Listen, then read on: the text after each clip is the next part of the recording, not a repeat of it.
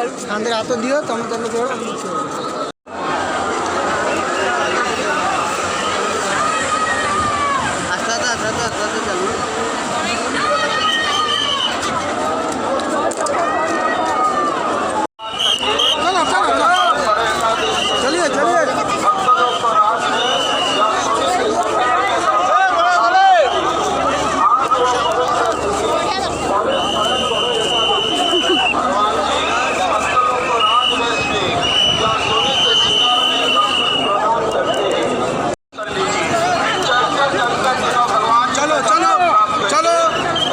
भगवान जी के रथ के पास से बाहर निकल जाए।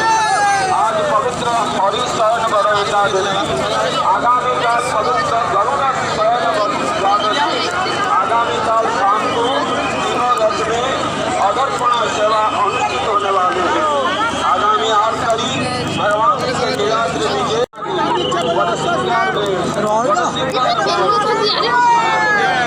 बहुत नीति अनुष्ठित चलते चलते दर्शन लीजिए, कोई भी काम पर रुकने की कोशिश मत कीजिए।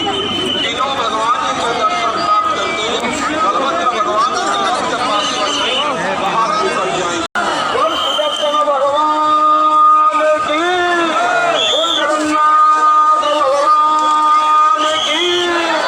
जगन्नाथ भक्त प्रमाण कर मंगल करंतु सुनावेश दर्शन आपण मानक शुभमय हो।